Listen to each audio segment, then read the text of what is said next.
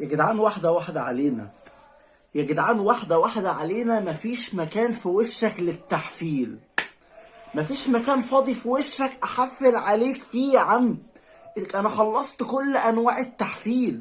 واحدة واحدة علينا. ده احنا واخدين بريك بقى. يعني احنا قلنا بطولة الامم دي بريك من التحفيل، بريك من الاحتفالات. عايزين نريح احنا كجمهور النادي الاهلي. بسم الله ما شاء الله.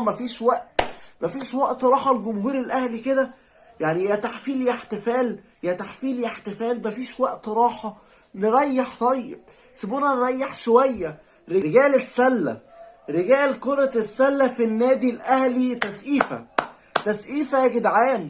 تسقيفة وشوية كلام عنهم ولايك وشير يا اخواتي يا اهلاوية، علشان الاعلام عندنا ما بيتكلمش عن تطور الاهلي في العاب الصالات، عشان ملوك الصاجات، علشان يداروا على فضيحة ملوك الصاجات اللي ما بقوش ملوك صاجات حتى. السلام عليكم ورحمة الله وبركاته. بمسي على كل اخواتي الاهلاوية اللي منوريني. بتمنى منكم دعم الفيديو بلايك وشير وكومنت، واللي مش عامل لي متابعة يعمل لي متابعة. وتعالوا نحفل بقى. ما هو احنا معلش يا جدعان، ما احنا كده ضغط علينا كجمهور يا جدعان. جمهور النادي الاهلي اكتر جمهور مضغوط في العالم. يوم يحفل ويوم يحتفل، يوم يحفل ويوم يحتفل. مفيش راحة. ده احنا عايزين فترة راحة بقى. عايزين فترة راحة يا بائس يا محلي، يا اللي بتقول على نفسك ملوك الصالات. ده انتوا ملوك الصاجات يا جدعان. المطادور، رجال المطادور الاهلاويه في كرة السلة بيعلموا على الزمالك بالقضية ممكن في عقر درهم في ملعبهم يا جدعان، وفي وسط 100 عقبة.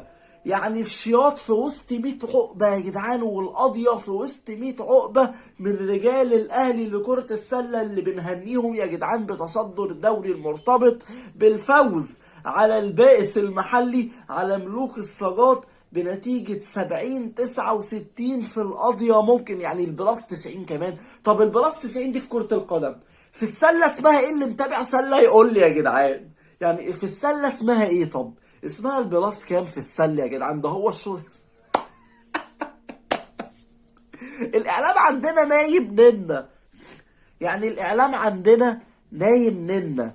ما بيتكلمش خالص عن تطور النادي الاهلي في العاب الصالات، واكتساحه لجميع البطولات، وفوزه على الزمالك في كل الالعاب، كوره ويد وطايره كل حاجه.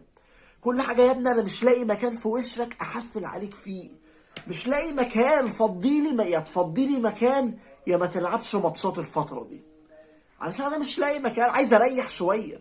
انا ما صدقت فتره التوقف الدولي دي اريح شويه. يقوم الزمالك ايه ده؟ انتوا بطلتوا ضحك. انتوا بقالكوا اسبوعين ما ضحكتوش. تعالوا ده انا هلعب بطوله وديه في الوحده.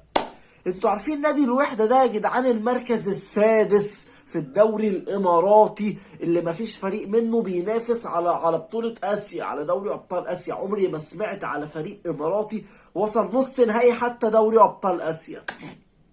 فالوحدة اللي رزع الزمالك 3-1 يا ابو 3. الوحدة ده المركز السادس في الدوري الاماراتي. الزمالك هيلعب على الثالث والرابع في الدورة اللي فيها 4 فرق الودية، اللي مفيش ولا فريق قوي حتى فيها.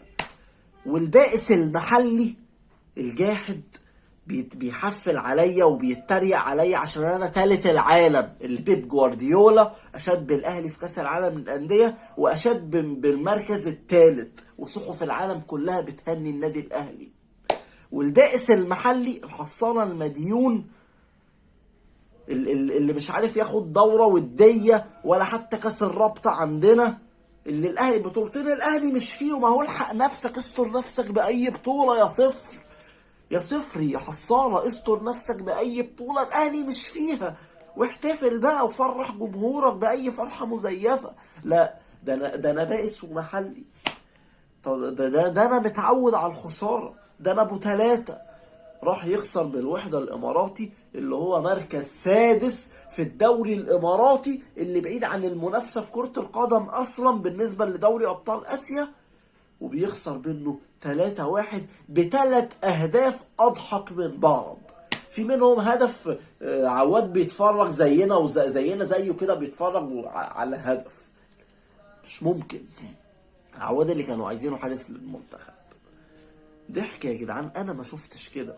انا ما شفتش بجد نادي يعني بيصدر الضحك بالطريقه دي، ولا شفت جمهور زي حالاتنا كده مغلوب على امره مش فاضي، يوم بيحفل ويوم بيحتفل بجد. يعني بسم الله ما شاء الله يا جدعان. فنريح بقى، نريح بقى يا بائس يا محلي، سيبنا نريح. وتعالوا نتكلم على تصريح مهم جدا جدا جدا، انا اول مرة في حياتي اسمعه على منتخب مصر. المدير الفني للرأس الاخضر بيقول لك ايه؟ مسح الاخضر واليابس عندنا، ولع الدنيا في القاهرة. بيقول لك سنلعب بالبدلاء في المباراة القادمة ضد منتخب مصر لأنها مباراة ليس لها أهمية، وأنا لازم أريح لاعبتي. يا نهار أبيض. تخيل الرأس الأخضر بيقول على مباراته ضد منتخب مصر اللي بيفوز ب7 بطولات لإفريقيا، قاهر الأفارقة، قاهر الإفيال الإفريقية والإفيال الإيفوارية والأسود الكاميرونية ومحاربي الصحراء وكل حاجة وأسود الأطلس، دلوقتي بقى بيتريق علينا وماتشنا بقى ماتش ملوش لازمة. يا نهار أبيض يا جدعان. ده احنا زامبيا في أفريقيا 2010 عملت احتفال تاريخي لما تعادلوا معانا 1-1. مش فاكر 2010 ولا 2008، تقريبا 2008 عشان كانت معانا في نفس مجموعة كأس العالم وتعادلت برضو معانا في أرضنا. ضحك يا جدعان. انا هنا مش طالع بقى اقول لمدير فني كاب فردي مش طالع هاجمه انت ازاي بتقول كده على الفراعنه، لا ده انا طالع اسقف له عشان انت عندك حق، عشان انت صعدت اول مستريح في مجموعه فيها مصر وغانا، علشان انت تستحق الكلام ده، تستحق التواجد والمركز ده.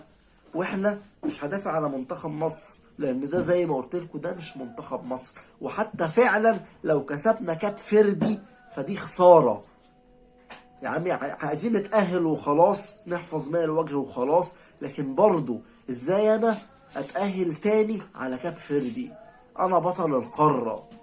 لكن كل ده يرجع للمحسوبية والاتحاد الكورة والحازم حزومة وطبق الملوخية وروي فيكتوريا ومحمد صلاح اللي الناس زعلانة ان احنا بننتقده. لا ننتقده، مفيش حد فوق النقد. لو واخد دوري ابطال اوروبا 90 مرة. ده ميسي كان بينتقد من جماهير الارجنتين لحد ما جاب لهم الكوبا امريكا وكاس العالم. ميسي افضل لعيب في تاريخ الكورة كلها كان بينتقد من جماهير الارجنتين، وكانوا بيفضلوا عليه ريكيلمي ولعيبه ما عملتش تاريخ اصلا في حياتها زي ميسي ولا ربع ميسي، وكان بينتقد وبيسموه المتخاذل في الارجنتين. جماهير الارجنتين كانت بتنتقده لحد ما جاب لهم الكوبا كوبا امريكا وكاس العالم. وانتوا مش عايزيننا ننتقد صلاح علشان مش عارف يفوزنا على موزمبيق؟ ضحك اقسم بالله. بس كده دي كانت نهايه حلقتنا النهارده. بتمنى من كل اخواتي الاهلاويه يدعموني لايك وشير وكومنت، واللي مش عامل لي متابعه يعمل لي متابعه. سلام.